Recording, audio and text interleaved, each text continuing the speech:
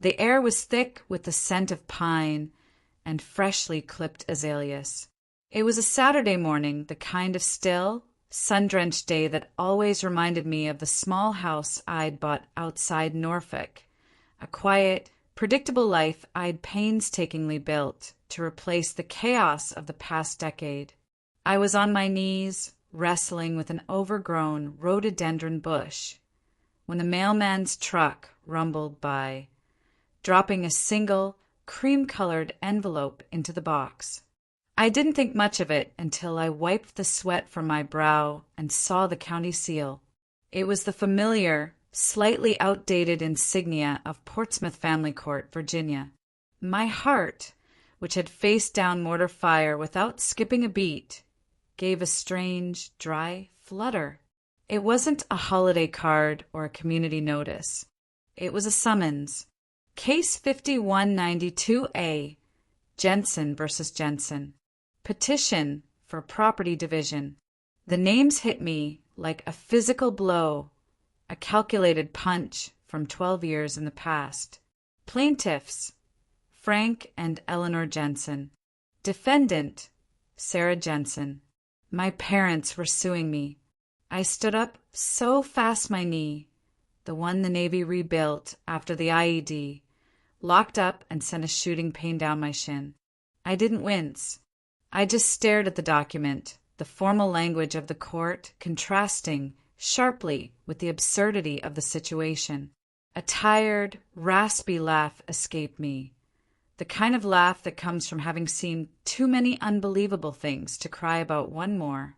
I carried the letter inside, past the worn leather couch and the half-finished woodworking project on the dining table. I set it on the scarred oak surface, tracing the fancy cursive with a calloused fingertip. My big old German shepherd, Knox, who limped almost as badly as I did, hobbled over and rested his heavy head on my knee, his eyes cloudy and sympathetic. "Guess they finally found another way to talk to me, old boy," I murmured, scratching his ears. "It's been 12 years since I walked out the door, and this is the best they could come up with." The last time I saw them, I was in a fresh set of fatigues, not the dress blues. I had just finished basic underwater demolition / SEAL training. Buds, the toughest hell the Navy could dish out. My father, Frank, a proud blue-collar mechanic who believed his children should stay within sight of his garage, hadn't even bothered to show up for the graduation ceremony. My mother's sole communication had been a text message. "We raised a daughter, not a soldier." That sentence, cold and definitive, had been my closure. I stopped expecting their approval, their love, or even their understanding. For years I served. Logistics, emergency extractions, reconnaissance. I wasn't the face on the recruiting posters, but I was the one keeping the ships moving and the men alive. I carried that quiet, hard-earned pride like a shield. Then came the blast near Al-Huda. The world turned white, then black.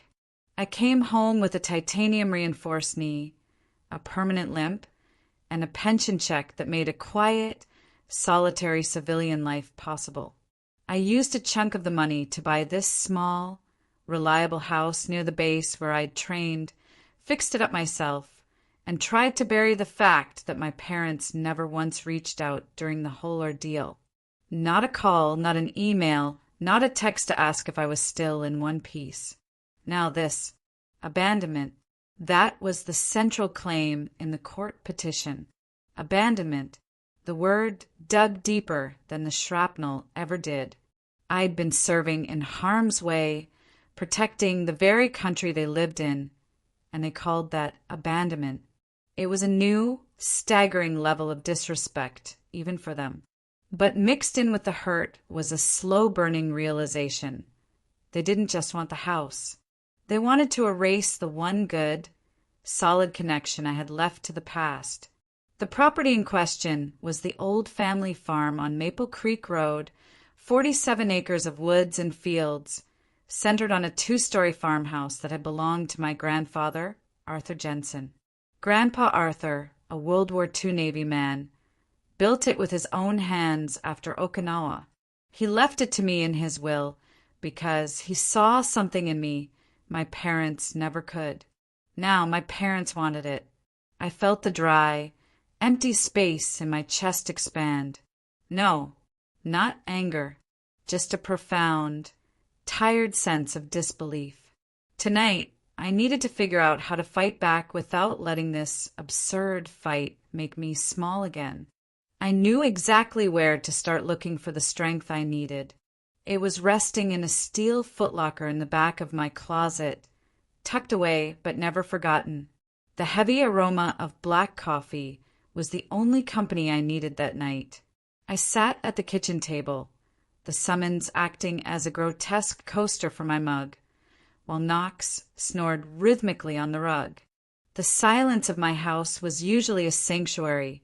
Tonight it was a booming reminder of the 12 years of emotional exile my parents had imposed. It wasn't just the property, it was about defining reality. They wanted the world, and me, to believe I had failed, that I had been broken and forgotten, which would somehow validate their rejection. To understand their action, you had to understand my father, Frank Jensen. He was a man defined by control, routine, and a crushing sense of practical expectation.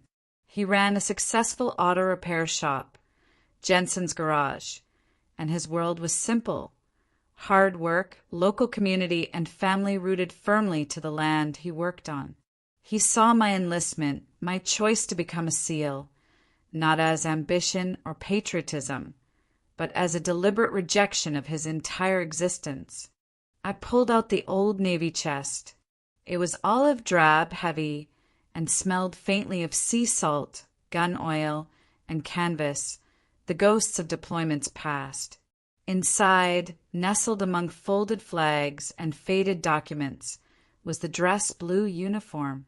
Dark blue wool, silver insignia, polished brass buttons that caught the dim kitchen light.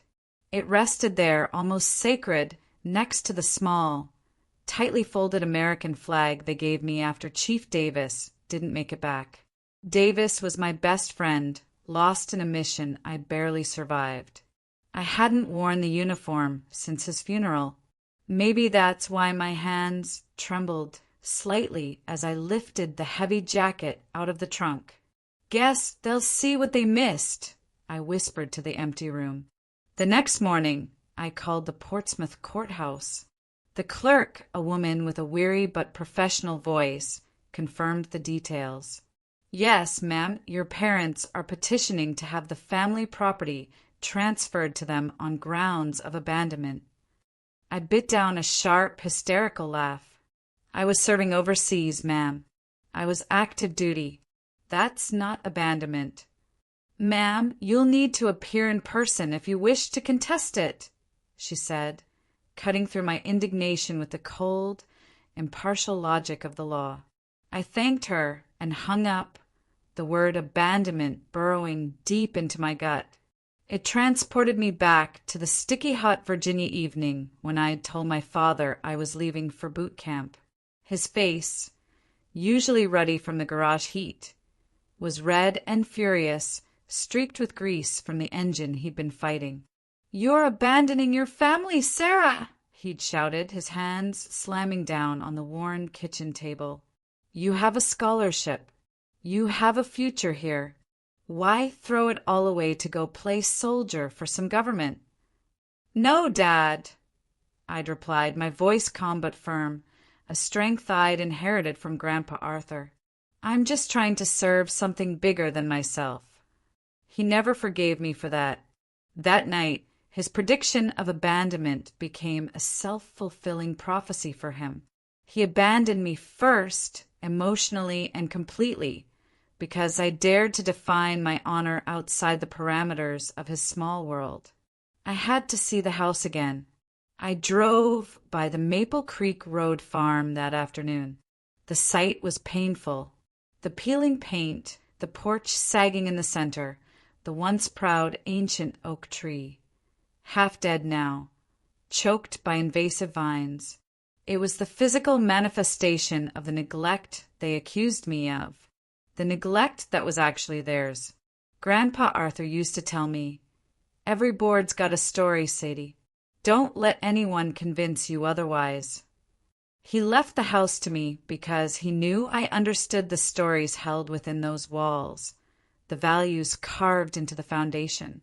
And now, Frank and Eleanor Jensen were trying to tear the last chapter out of the book. I didn't feel anger. Anger was easy. I felt a quiet resolve. I wouldn't let them erase the only good legacy I had left, the one from the only man who truly saw me. Tonight, I needed to gather my evidence, proof that my service, far from being abandonment, had been an act of steadfast commitment. The night before the court date, the atmosphere in my small house was one of focused preparation. The crickets outside sang their endless, lonely chorus, and Knox, seemingly sensing the weight of the moment, snored softly on his favorite patch of rug. I didn't sleep. I sat surrounded by binders, folders, and stacks of documents that chronicled a parallel life my parents never cared to know about.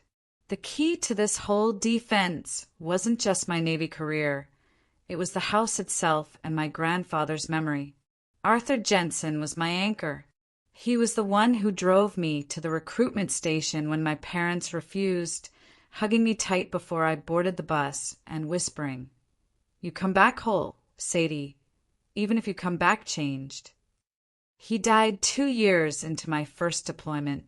They buried him without me, and the guilt of that absence was a wound I still carried. But he left me the house. It wasn't about the money, it was about the intention.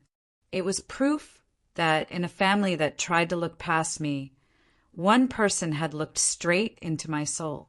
I pulled out a worn manila envelope I'd kept for years, a letter from my commanding officer after my honorable discharge. I read the final lines again. "Commander Jensen, you've served with quiet distinction. Remember, honor doesn't always look like victory. Sometimes it's just the courage to show up." Those words were a quiet fire in my chest. I stared at them, then turned my attention to the uniform hanging nearby. I had always been meticulous in the service, and I was meticulous now. I took out the medals and ribbons, each one a tiny, complex memory. Silver Star, Bronze Star, various campaign and service ribbons, a timeline of the life they had called a waste of talent. I pinned each one carefully, methodically, like old, complex memories being finally put back into their correct order. It wasn't vanity, it was preparation. It was recognizing that this fight wasn't about property law anymore. It was about defining my own story against their damaging narrative. I had also compiled the financial proof, receipts, tax statements, repair invoices, a meticulous paper trail. Everything was dated, signed, and transferred directly from my Navy account. The sheer volume of evidence of my decade-long maintenance effort was staggering. They claimed abandonment. I had proof of devotion.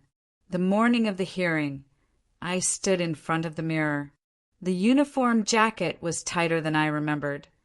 My shoulders were broader now, maybe from years of carrying heavy packs, maybe from the weight of disappointment. But it fit. I stood taller than I had in years. For a moment, the old Sarah, the one who craved their approval, surfaced, whispering, "Maybe just wear a suit. Don't antagonize them." But then I imagined walking into that courtroom in civilian clothes, letting them believe the lie they'd told everyone, that I was just a broken veteran who had nothing left. No, not this time. I ran a hand through my short hair, adjusted the high, stiff collar, and whispered to my reflection, "Let's end this quietly." The uniform was a statement, not of war, but of unwavering, disciplined truth. It was the clearest, most undeniable version of Sarah Jensen I could present. Knox barked a low, throaty rumble, as I grabbed my cap and keys. The morning sun was just breaking over the horizon, sharp gold and unwavering.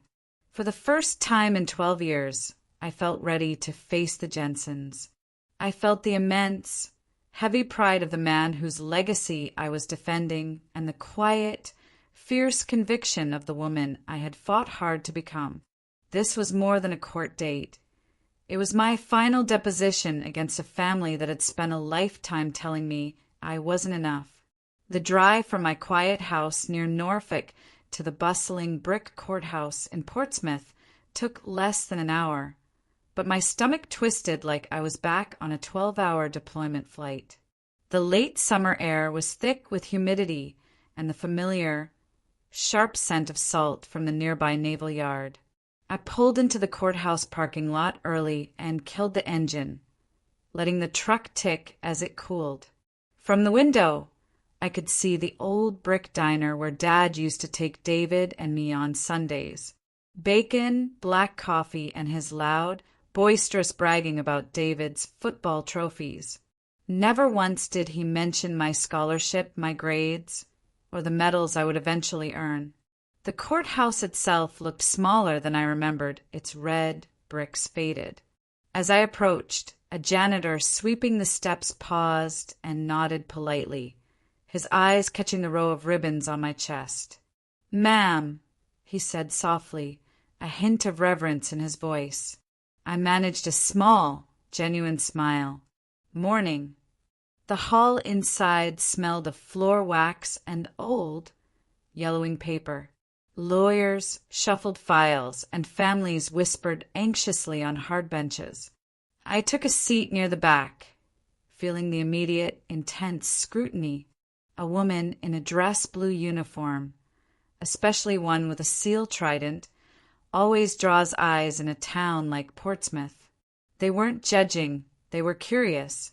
They were seeing a story they didn't know how to read. When the clerk called out Case 5192A, Jensen versus Jensen, I took a deep, steadying breath and stood up. My knee still ached, but the rhythm of my steps was steady and measured. The years of drilling, the constant discipline, they never truly leave you. Seeing my parents again was worse than I expected. My father, Frank, had aged but not softened. His black hair was shot through with gray, but his glare, the one that conveyed utter disappointment, was exactly the same. He wore his stiff, ill-fitting Sunday suit. My mother, Eleanor, sat beside him, pearls around her neck, her posture perfect, her face a mask of the familiar, quiet disapproval I'd grown up with. As I walked toward the defense table, their lawyer, a slick man in a cheap suit, gave me a tight, professional smile. My table was empty. I didn't hire anyone. I didn't need a lawyer to tell the truth. Mom leaned over and whispered something to Dad as I took my seat across the aisle. I only caught one word: uniform. They looked away quickly, unwilling to meet my eyes, unwilling to acknowledge the statement I was making. The judge entered. Judge George T. Harrison, an older man with kind, weary eyes and a thick, silver mustache. He glanced at me, then froze. I saw a flicker of recognition, a slow comprehension that momentarily stopped him. His hand trembled faintly as he adjusted his notes. He cleared his throat and started the proceedings. "Mr. and Mrs. Jensen," the judge began, his voice dry, "you are claiming your daughter, Sarah, abandoned her rights to the property at 47 Maple Creek Road." Dad straightened in his seat, his voice booming with self-righteous indignation. "Yes, Your Honor. That house has been sitting empty for years. We've been paying the upkeep, the insurance, everything. That was a calculated lie. I hadn't let them pay a dime." The judge turned to me. "Commander Jensen," he said. My father blinked. Commander. The title, spoken by a stranger, seemed to hang in the air, heavy and undeniable. Mom's lips parted, confusion overriding her practiced disappointment. "Yes, Your Honor," I said evenly. "I have documentation." I opened the folder, sliding the stacks of receipts, tax statements, and repair invoices across the table.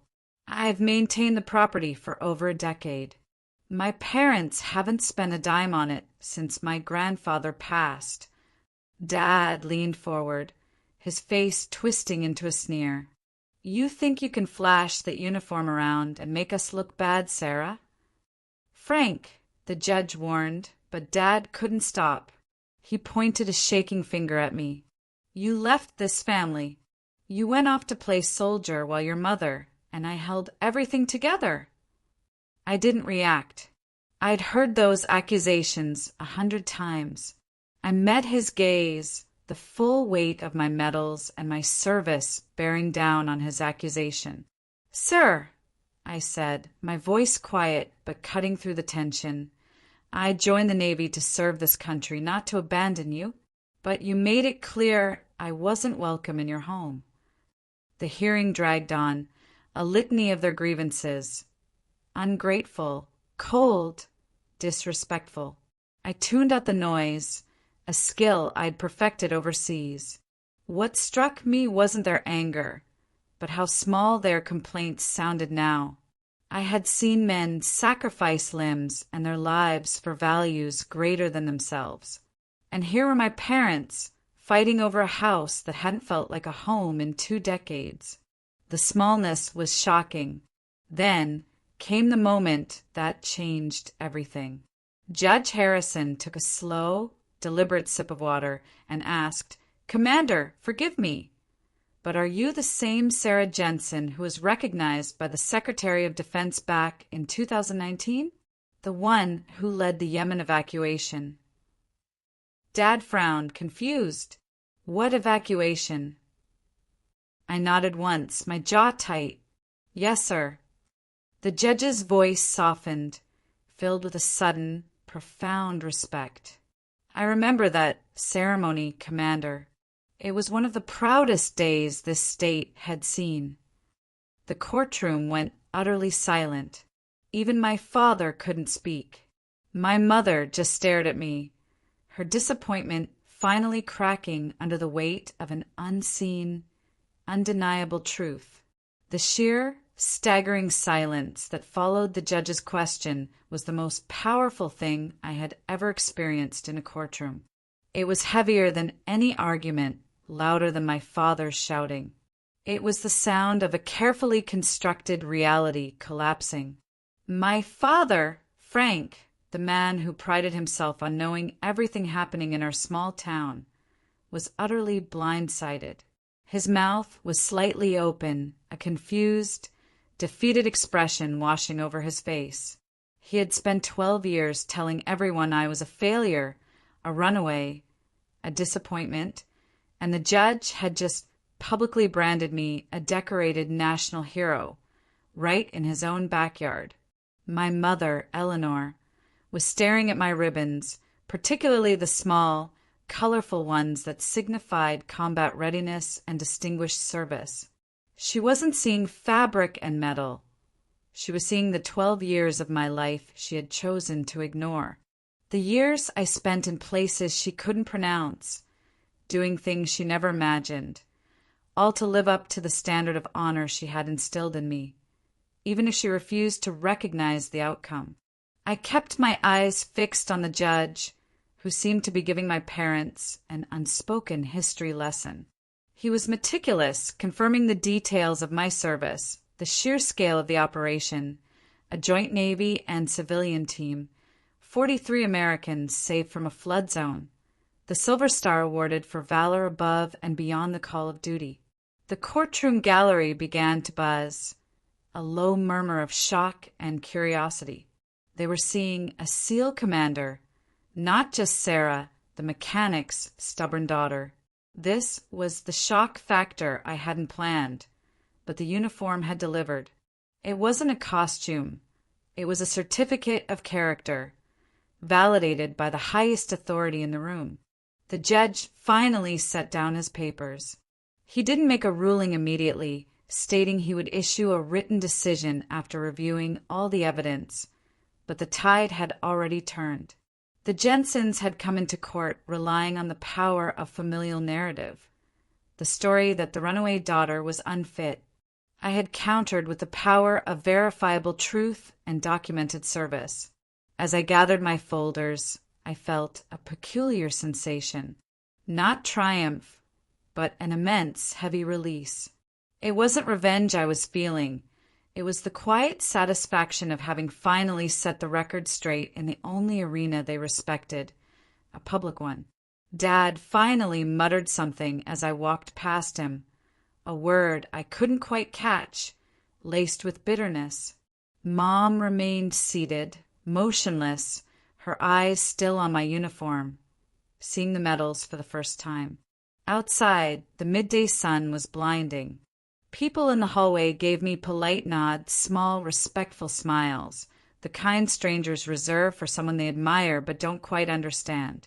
I got back to the truck and let out a breath I hadn't realized I was holding. I thought about calling my brother, David, but I knew he'd sided with Dad years ago, buying into the narrative that my uniform made me think I was better than them. Maybe I had learned a different kind of pride, a pride in competence over vanity.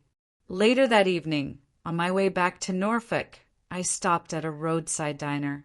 The waitress, a tired woman with kind eyes, poured my coffee and said, "You look like you've had a long day, Commander." I smiled faintly. "You could say that." She looked at the uniform and the trident patch on my shoulder. "Thank you for your service." It still felt strange to hear it. I just nodded. I realized then that I hadn't won a lawsuit. I had won my dignity. I had walked back into their lives not as the person they wanted me to be, but as the person I needed to be. And that was the only victory that mattered. Tonight I could finally go home to Knox, and for the first time in a long time, I knew exactly where I belonged. Sitting on my porch swing with Knox leaning into my leg, I felt the exhaustion of the last 2 days finally catch up to me.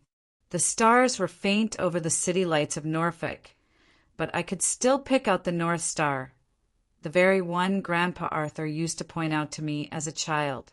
"When you lose your way, Sadie," he'd said, his voice gravelly and wise, "look for something steady. The sea, the sky, or your own heart." That night, I realized I hadn't lost my way. I'd just finally stopped walking back toward a family that didn't want me. When I woke up the next morning, I drove straight to the courthouse. I already knew they'd be there. Through the glass doors, I saw my father's broad shoulders, stiff and proud, his jaw set like he was anticipating a final, bloody battle he was destined to lose. My mother sat next to him, perfectly still, clutching her purse until her knuckles turned white. They were waiting for the written ruling, refusing to concede the moral high ground even after the judge's public acknowledgement of my service. I didn't look away.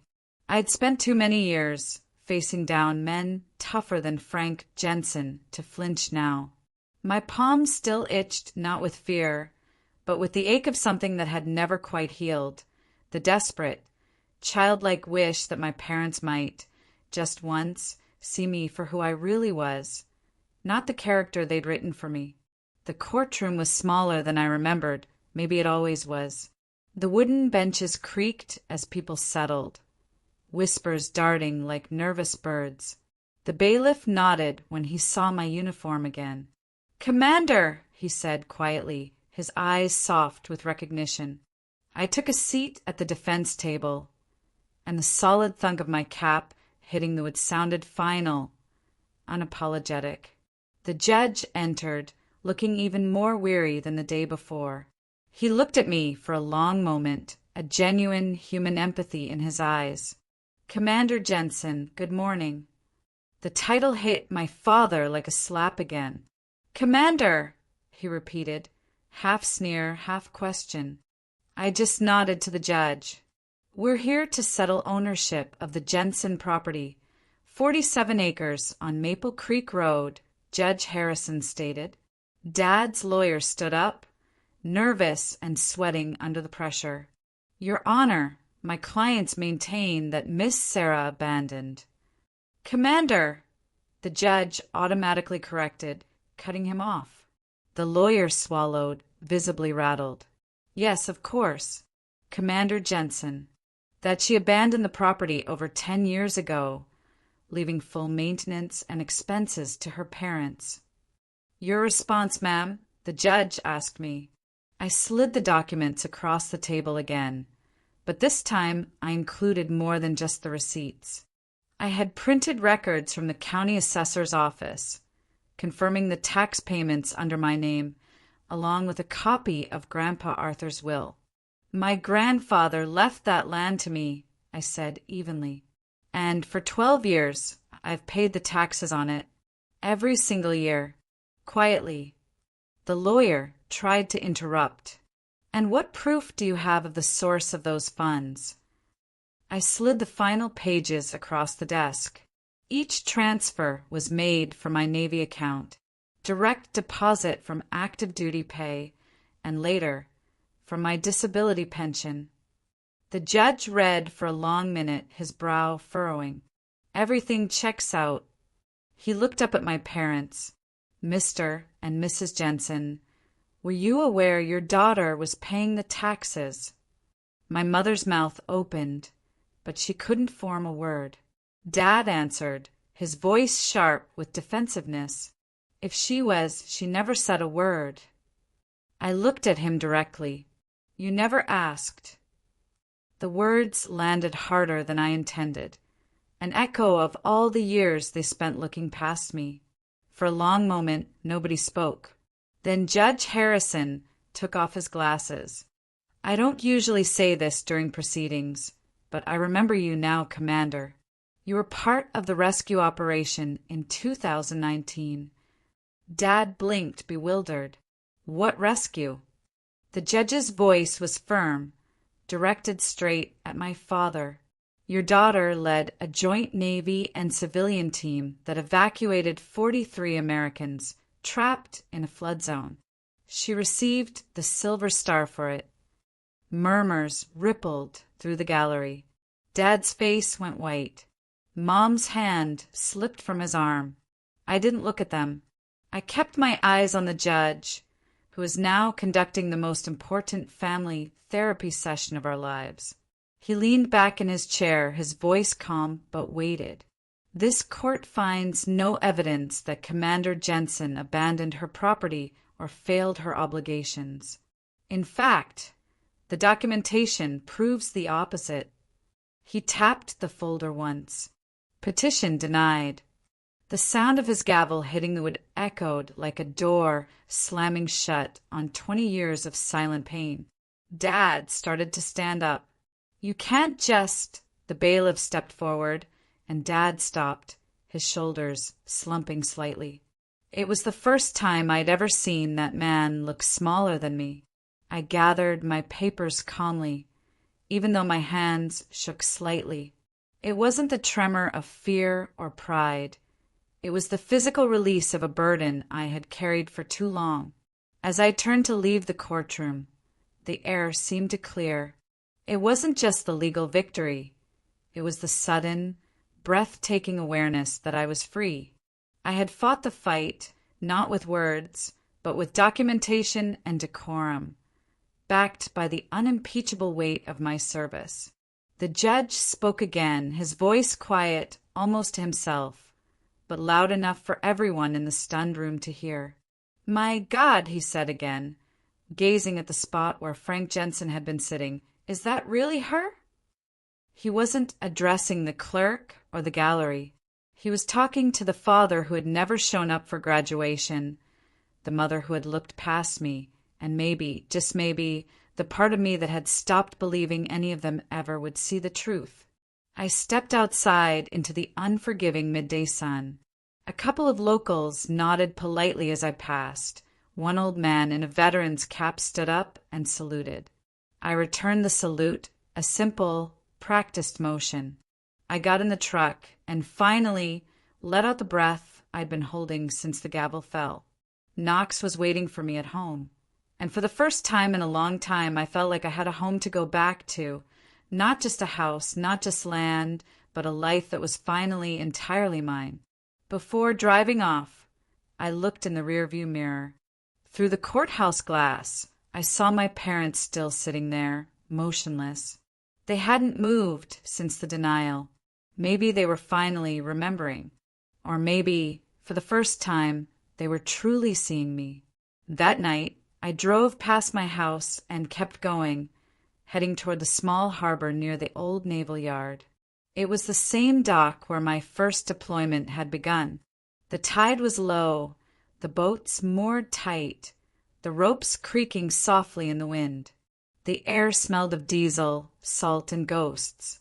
I sat there, still in my uniform, watching the streetlights flicker. Behind those distant clouds, I could almost see the faces of the men and women who never made it back. Chief Davis, Rodriguez, Chin, the ones who called me Iron Sadie, half teasing, half proud. I wasn't thinking about victory or revenge. I was thinking about everything I had lost to earn that silence in court today. People always think being in the SEALs means you're made of steel, but they don't see what it costs. They don't see the nights you wake up drenched in sweat because you heard a sound that wasn't there. They don't see the letters you never send, the ones that start with Dear Mom and Dad and end with a dozen crumpled drafts because you know they'll never write back. I remembered my second deployment. I opened a care package from an unknown sender. Cookies, a small flag, and a note that just said, "Come home safe." I had desperately hoped it was from my parents. It turned out to be from the base chaplain's wife. That was the moment I stopped hoping for mail.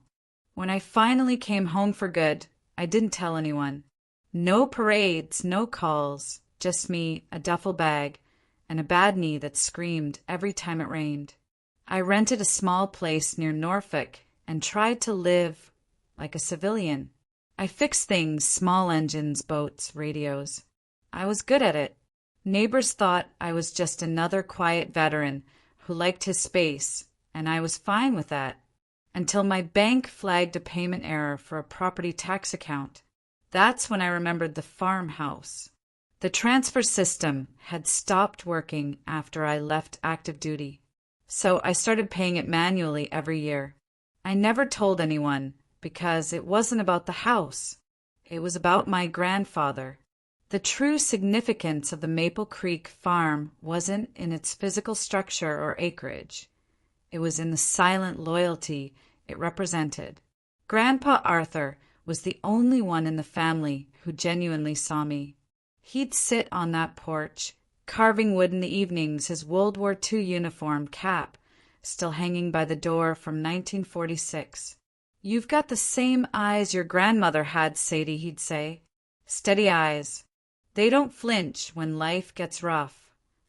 When I enlisted, he was the only one who drove me to the station. He hugged me tight before I boarded that bus. "You come back whole, even if you come back changed." 2 years later, he died. I was halfway around the world. They buried him without me. When I found out he'd left the house to me, I cried for the first time in years. Not because I wanted the house, I didn't need it, but because in a family that never saw me, one person had looked straight into my soul. The farmhouse wasn't a building. It was proof that someone, somewhere, believed in who I was becoming. So when I heard my parents wanted to sell it, I didn't see a property dispute. I saw a final, desperate act of betrayal. Selling that land would have been erasing the only part of our family that still held onto the value of honor. I drove to the farmhouse again that night after leaving the harbor. The place looked worse up close. Shutters hanging loose, the old swing gone, vines crawling aggressively up the siding. I walked around the perimeter with my flashlight, tracing the worn boards of the porch with my hand. Under one of them, carved faintly into the wood, with the initials A.J. Arthur Jensen, my grandfather, and S.J. Sarah Jensamy. He'd always said, "Names fade, but values stay." I sat on the steps, staring out at the field where I used to chase fireflies. I could almost hear him humming an old Navy tune, the one about coming home. That's when I finally understood my own motivation. I hadn't come back for revenge. I hadn't even come back for the land. I had come back to protect what still mattered, the last remaining physical proof of my grandfather's faith in me and the integrity of my own choices. The suit was a battle. Protecting the house was a mission. The next morning, I drove back to the courthouse, not for another hearing, but to deliver one final, important document. I gave it to the clerk, the quiet woman who had smiled at me during the trial. "What's this?" she asked. "Proof," I said, "that the house taxes are current. And a note for the record, I don't plan to sell it." She tilted her head. "You're keeping it?" "Yes," I said, "but not for me." "Then for who?" I paused, looking out the window at the distant fields of Portsmouth. For whoever remembers why it was built. It was a statement that satisfied the court and, more importantly, satisfied my own code of honor. The house would stand a monument to a promise. As I walked out of the courthouse, I saw him. My father, Frank, was leaning against his old Ford pickup in the parking lot, smoking a cigarette, staring at nothing. When he saw me, his mouth tightened into a hard, defensive line. "Congratulations," he said, his voice dry and laced with sarcasm. "You embarrassed us good in there." I took a deep breath, refusing to rise to the bait. "Dad, I didn't come to embarrass you. I came because it was right." He scoffed, flicking his cigarette into the gravel. "Right? You think marching in here in that getup makes you right?" I met his eyes, steady and unflinching. "No, but it reminds me who I am when you forget." He looked away, muttering, still stubborn. I turned to leave, tired of the argument I'd been having with him for half my life. But then I heard his voice again, softer this time, carrying a hint of the old, weary affection he rarely showed. "You're like him, you know. Your grandfather. Too proud for your own good." For a second, a small, genuine smile almost broke through my reserve. "I'll take that as a compliment." I drove home, and the sense of exhaustion finally enveloped me. The house was quiet, but not empty, the kind of quiet that feels earned after a long fight. I looked down at the uniform, folded neatly beside me. It wasn't a symbol of revenge anymore. It was a reminder of who I'd fought to become, and who I refused to stop being. The next evening, just as the sun was setting, a pickup truck pulled up to the edge of my property. The engine cut off, and the headlight stayed on for a moment, illuminating the dusty path. My mother, Eleanor, stepped out. She was still in her pearls, a stark contrast to the casual evening environment, but her eyes looked tired older. In her hands, she held a small, faded photo frame. She walked slowly up the path, her posture less rigid than it had been in court. "I found this in your grandfather's drawer," she said quietly, holding out the frame. It was a faded black and white picture of Grandpa Arthur in his navy blues, grinning, one arm around a little girl in pigtails, me. I took it slowly. "He always said I had his eyes," I whispered. She nodded, her lips trembling slightly. "He was proud of you, even when the rest of us didn't understand." "Why didn't you?" I asked, not accusingly, but with a simple, raw curiosity. She looked down at her shoes, the expensive leather dusty now.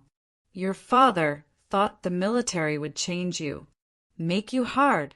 He was scared of losing you to something he couldn't control. It did make me hard, I admitted, but it also made me strong enough to forgive you. Her eyes lifted, wet and unsure.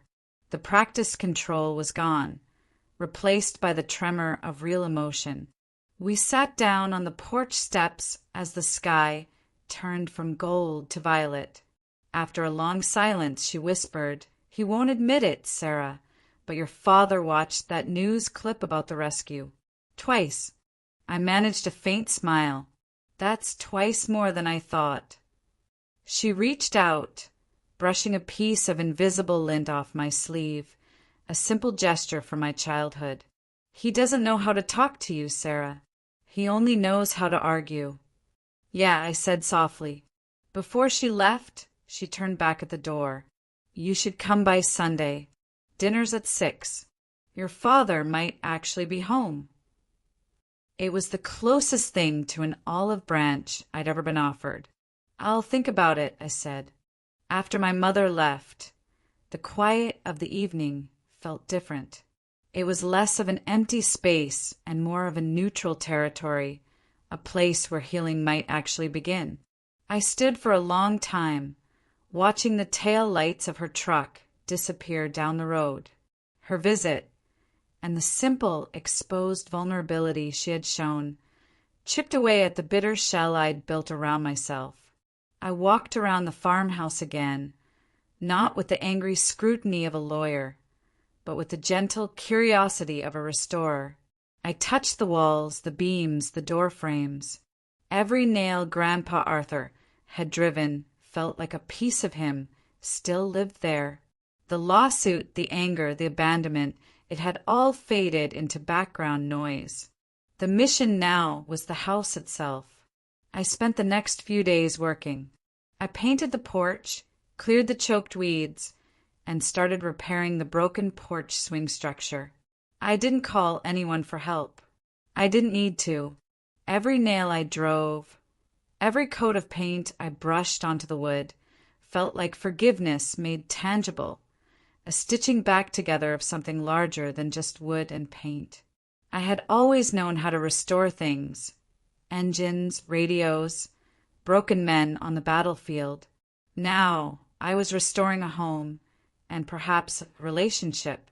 Late one afternoon, while replacing a broken board on the front porch rail, I found it. It was underneath the rail, partially hidden by years of grime and old paint, carved faintly into the wood. It wasn't the initials I'd seen before. It was a short, two-word phrase: strength without anger. It wasn't my handwriting. It had to be Grandpa Arthur's. I stood up, holding the worn board in my hand, staring at the message. It hit me then with the force of a revelation.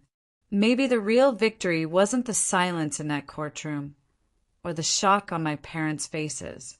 Maybe the real honor was simply standing here, calm and unbroken, still choosing decency and restoration after everything they had put me through. He had left me a blueprint for living, carved right into the house itself. I spent the rest of the evening on the steps with Knox beside me, watching the fireflies return to the field.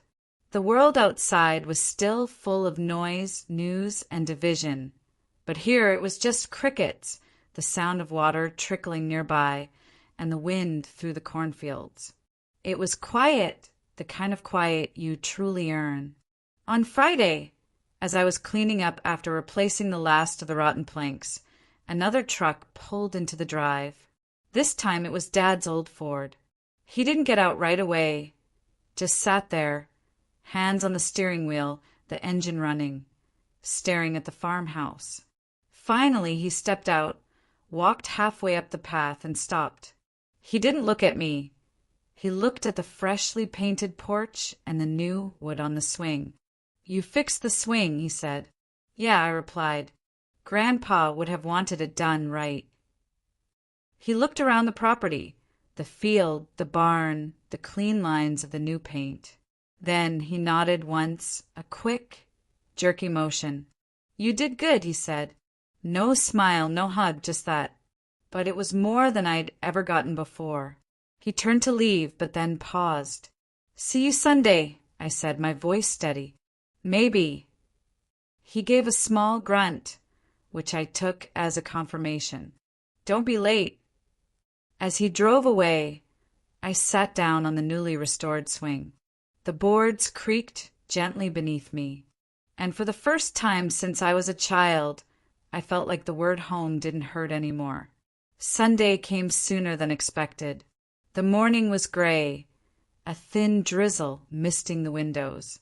Knox followed me from room to room, his nails clicking on the floorboards, as if to ask if I was really going through with it. I looked at my uniform, hanging on the back of the chair. Not the full dress blues this time, just the khaki service uniform, neat and clean.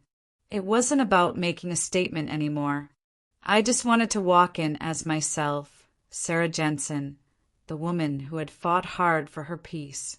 The drive out to their place was quiet, the country radio playing a soft tune about time and forgiveness. It had been 12 years since I'd been to that house for dinner. 12 years of missed milestones and unanswered letters. When I pulled into their driveway, I saw the old barn was still there, the red paint faded to brown. Dad's tools hung inside in neat rows, like soldiers waiting for orders. I parked beside his truck and took a long, steadying breath before knocking on the door. Mom opened it, wiping her hands on a dish towel. "You came," she said, her voice softer than I remembered. "Dinner's at 6, I replied, glancing at my watch. Didn't want to be late. She smiled faintly. "Your father's out back. Go on in." The smell of roast chicken and baked corn filled the house, a nostalgic, comforting aroma that almost made me forget how tense that kitchen used to be. I walked to the back porch and saw Dad sitting on the steps, oiling an old Winchester rifle. It wasn't loaded. It was just one of the many things he maintained meticulously, as if order could replace peace. He didn't look up when I approached. "Thought you wouldn't show," he said. "I almost didn't," I said honestly. He nodded, still rubbing the cloth along the barrel. "Your mother said you might." We sat in silence for a while, the rain tapping lightly on the tin roof, steady and slow. Then, without looking at me, he said, "You kept the house." "I did. Going to live there. Fix it up first. Grandpa built it right. It just needs care." He nodded again, the cloth pausing mid-stroke. "He'd be glad you're taking care of it." "I think so," I said. He always believed in finishing what you start. Dad set the rifle aside and looked straight at me for the first time. His eyes, usually sharp and accusatory, were guarded, almost vulnerable. "You think I was wrong," he said. I took a breath. "I think you were scared. You wanted a daughter who stayed close. You got one who went far." His jaw tightened. "You nearly got yourself killed." "I know," I said, "but I also helped people live." He leaned back, the weight of years settling into his shoulders. "Guess I didn't see it that way." "You didn't want to," I said quietly. For a long time, neither of us spoke. The rain stopped. The air smelled like wet earth and sawdust. Finally, he sighed, a deep, rattling sound. "You know, when that judge said your name, Commander Jensen, I didn't even recognize it. Didn't recognize you." I nodded. "I barely recognized you either." He let out a dry chuckle. "Fair." We went inside. Mom had set the table the same way she used to. Mashed potatoes on the left, gravy in the blue bowl with a chip in it since 1995. She poured iced tea, then sat down beside Dad. For a moment, it almost felt normal. They asked questions, not about medals or missions, but about life. "How's your leg? Still aches when it rains? You living alone out there?" "Just me and Knox," I said. When I mentioned the dog, Mom smiled. You always did take in the broken ones. I smiled back. Guess I became one. Dad looked down at his plate. You're not broken, he said, his voice low and firm. You're just different now. Maybe, I said, but I'm still yours. He swallowed hard, his eyes glistening. Didn't think you'd ever say that again. After dinner, we stood out on the porch, looking toward the horizon where lightning flickered far away. Sarah, Dad said quietly, you remember that night before you left for boot camp? I told you not to go. I remember, I said. I was wrong. The words were so simple, so unadorned, but they hit harder than any dramatic apology could. He reached into his pocket and handed me something small and worn. Grandpa Arthur's old pocket compass. He left this to me, Dad said, but I think it belongs to you now. I opened it. The needle still moved, steady and sure. Inside the lid, faintly etched, were the words, "Honor is the only direction that never changes." I blinked fast to keep my voice steady. Thank you, Dad. He nodded once, then put his hand on my shoulder. Firm, awkward, real. When I left that night, the porch light stayed on behind me.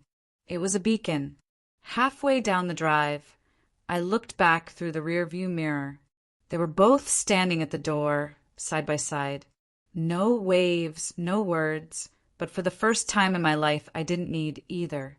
The tension had lifted, replaced by an uneasy but undeniable sense of belonging. Back home, I placed the compass on my nightstand beside the folded uniform. It caught the light from the window, reflecting a soft golden glow across the room. Knox settled at my feet, sighing contentedly. The world outside was quiet again, different but right. I fell asleep knowing the war between us was over. A few months later, the air had turned crisp again. Virginia autumn, sharp and clear, with leaves that crackled under every step. The farmhouse was nearly restored now. The porch had new paint, the swing creaked gently in the breeze, and the flag Grandpa Arthur left me fluttered proudly above the door. I'd replaced the old window glass, cleared the yard, fixed the roof. Every board I repaired felt like stitching something larger back together, not just the house, but a story of family. Knox stayed close, limping beside me as I worked, his fur silvering at the muzzle. Almost done, buddy, I told him. Almost. When the sun began to set behind the trees, I sat on the porch with a cup of coffee and watched the world turn gold. For the first time, the house didn't look lonely. It looked lived in again. A few cars pulled into the driveway that evening. My parents stepped out first, then my brother, David, and his wife, holding a casserole dish like a peace offering. I stood to greet them. Wasn't expecting a crowd. Dad shrugged. Your mother said we should see the place before you finish it. Figured she was right. Mom smiled, her eyes soft. Smells like paint and coffee. Your grandfather would have loved that. David, my brother, who had always been the golden child, looked around awkwardly, shoving his hands in his pockets. You did all this yourself? Mostly, I said. Took a while. He nodded slowly. Looks good. Real good. For a family that used to speak only in criticism, that small sentence was thunder. We ate dinner on the porch. Simple food, the laughter hesitant but genuine. It wasn't perfect, but it didn't have to be. At one point, Dad lifted his glass of sweet tea. He looked straight at me, then at the house, and finally back at the table. He said to the Jensens, and to the one who finally made us proud. I froze for a second, unsure if I'd heard him right. Then I raised my glass. To the ones who taught me what pride really costs. Mom's eyes glistened, but she smiled. After they left, I stayed outside, watching the taillights disappear down the dirt road.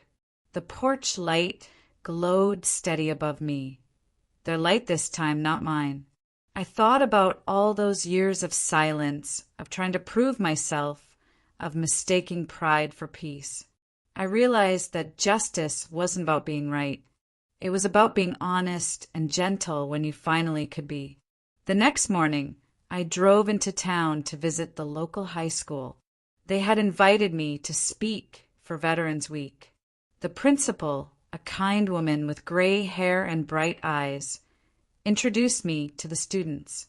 "This," she said, "is Commander Sarah Jensen, Navy SEAL, and one of our own."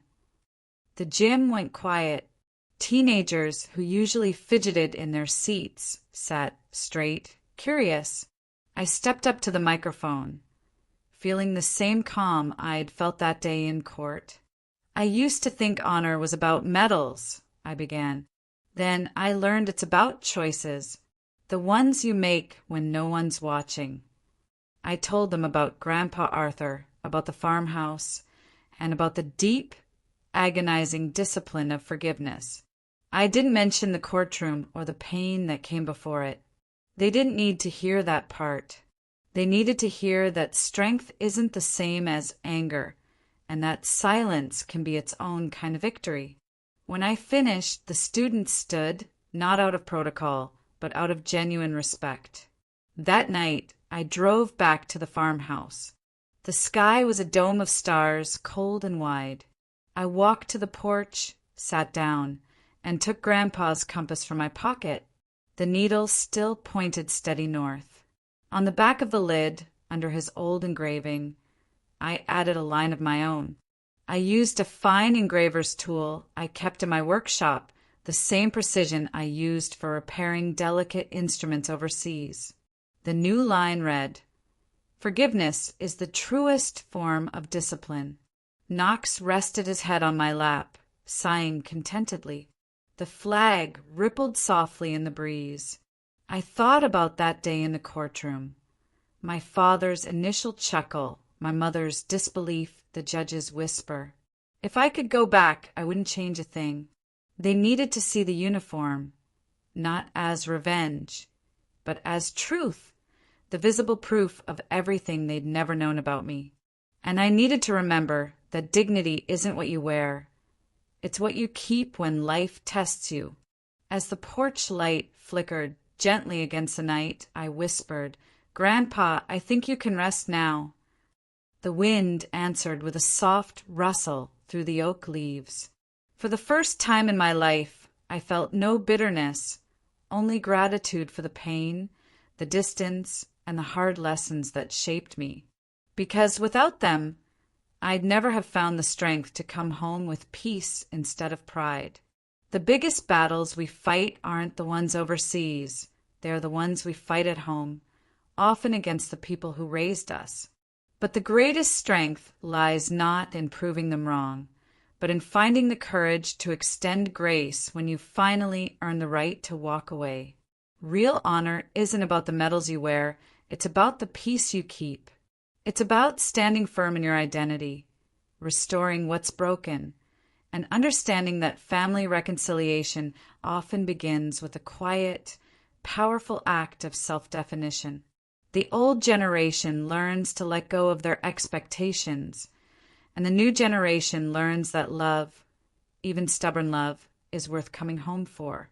If this story reminded you of someone, a parent, a child, a friend, you haven't truly connected with in years, what's one small, non-judgmental thing you can do this week to show them you see them for who they are now? Thank you for listening to my story. If you believe in second chances, in families that can heal, and in the quiet acts of courage that truly define us, please share this video. Your support helps stories like mine find their way home.